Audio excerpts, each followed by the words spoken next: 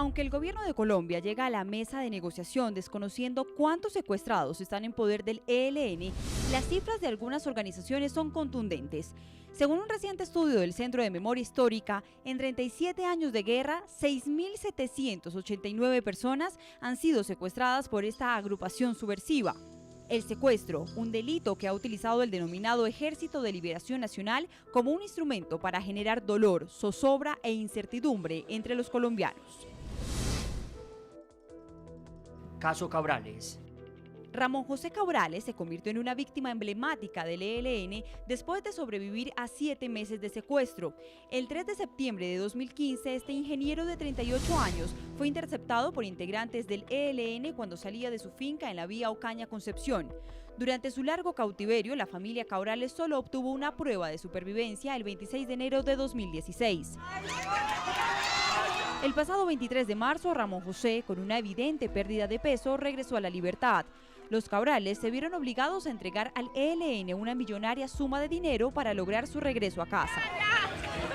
Ramón José pudo recobrar la libertad, pero no su tranquilidad, pues aún tiene que huir de las extorsiones de las que sigue siendo víctima.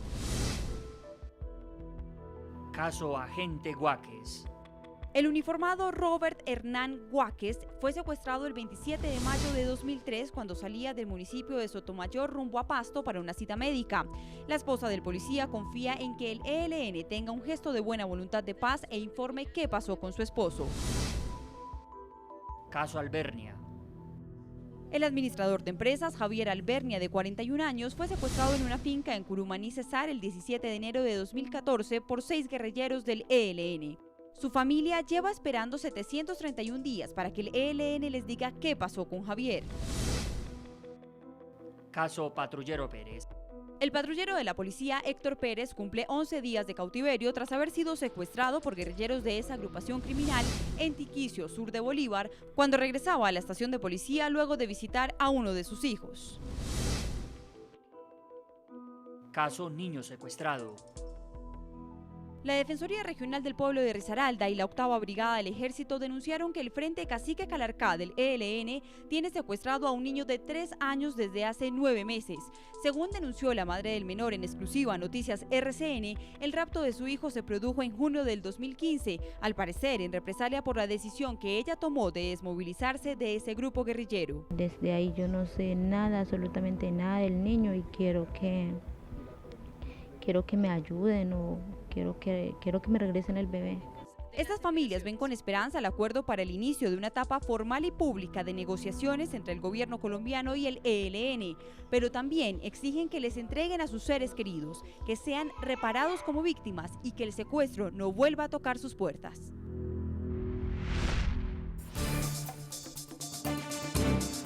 Continuamos en el programa de la noche, vamos con otra de las víctimas del ELN, Cecilia González de Albernia. Desde el comienzo del programa está con nosotros la mamá de Javier Albernia, un joven administrador de empresas que fue secuestrado el 17 de enero del año 2014 por el ELN. Hasta el día de hoy ella no tiene conocimiento qué sucedió con su hijo. Doña Cecilia, bienvenida a la noche nuevamente.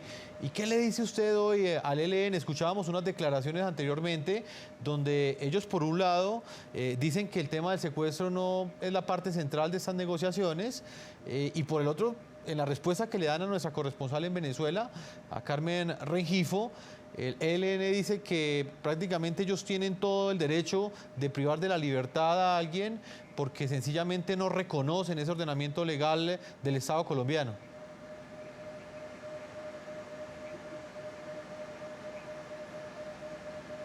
Buenas noches.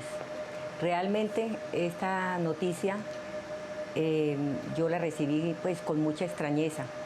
En todo momento yo entendí que estos diálogos o esta iniciación de los diálogos con el ELN estaban condicionados precisamente al problema que tenemos con las víctimas. Y realmente pues para mí ha sido muy extraño porque yo creí que uno de los temas prioritarios era ese, el de las víctimas. Yo siempre he pensado que el secuestro y la desaparición forzada es el acto más abominable que pueden cometer con un ser humano. y que desafortunadamente muchas familias, no solamente yo, la estamos padeciendo en este país. León Valencia. Referente a las declaraciones del señor del ELN, a mí me parece, referente a esas declaraciones, me parece que son muy traídas de los cabellos. A la hora, la verdad, lo que necesitamos es que se sienten a dialogar, que nosotros como víctimas queremos son puntos claves, es decir, pensando en la situación mía y en la situación de tantas mamás que estamos sufriendo este flagelo del secuestro y esta desaparición de nuestros seres, nosotros como madres podemos opinar. ¿Qué podemos opinar? Queremos es que nos devuelvan a nuestros hijos.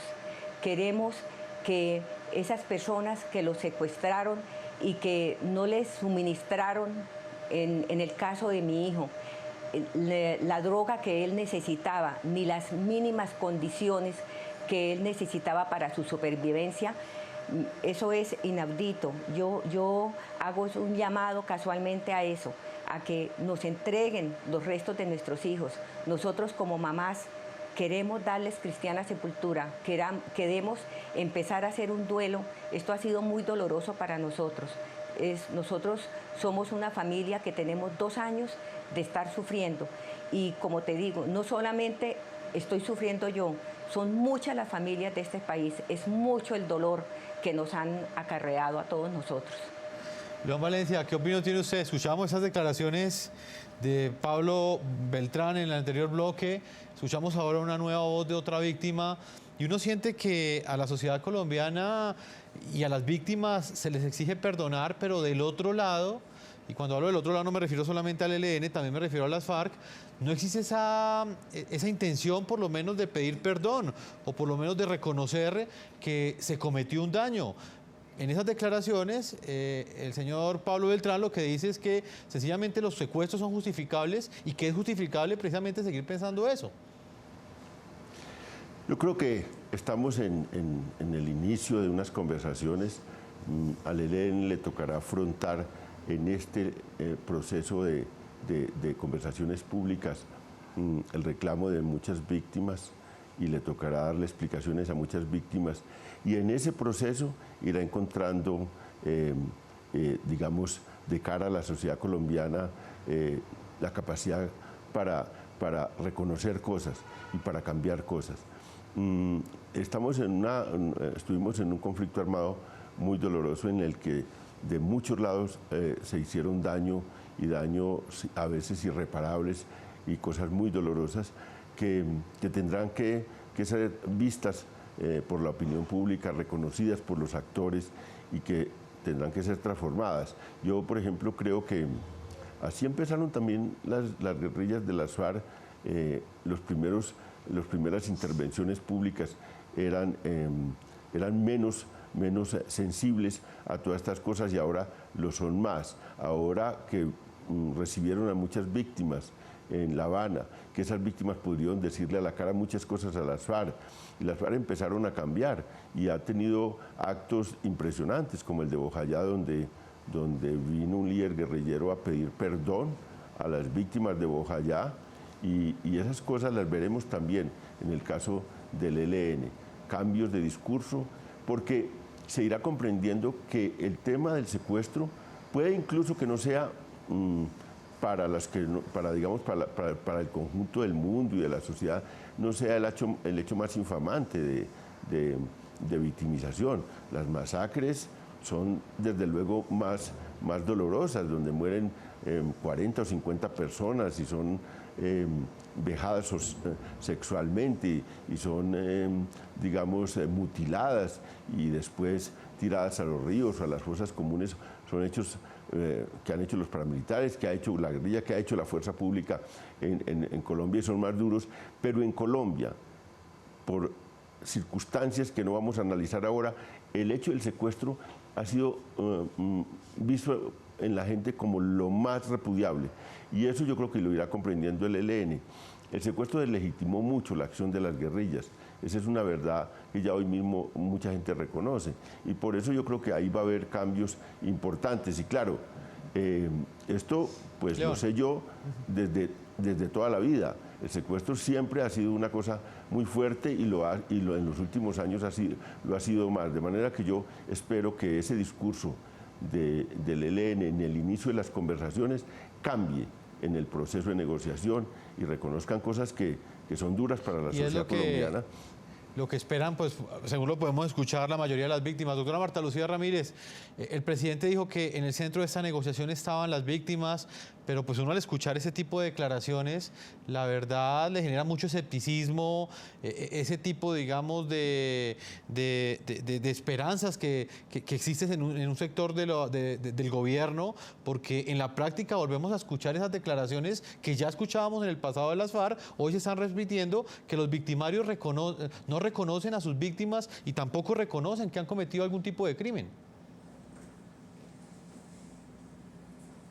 Vea, Jefferson, yo realmente creo que para que haya reconciliación en este país, para que terminemos el conflicto, para que logremos la paz, lo primero que tiene que haber realmente es arrepentimiento. Tiene que haber el propósito de la enmienda. Y en el caso del ELN tampoco sentimos que haya ese arrepentimiento, como tampoco lo hemos sentido suficientemente en el caso de las FARC. Pero esto que acabamos de oír me parece absolutamente patético. Yo le quiero decir, a José Ramón Cabrales lo liberaron físicamente. No es cierto que lo liberaron en un gesto de voluntad. Como lo ha dicho él, tuvo que pagar. Pero ¿sabe qué? Lo secuestraron emocionalmente. Porque este señor no puede volver a Ocaña en estas condiciones.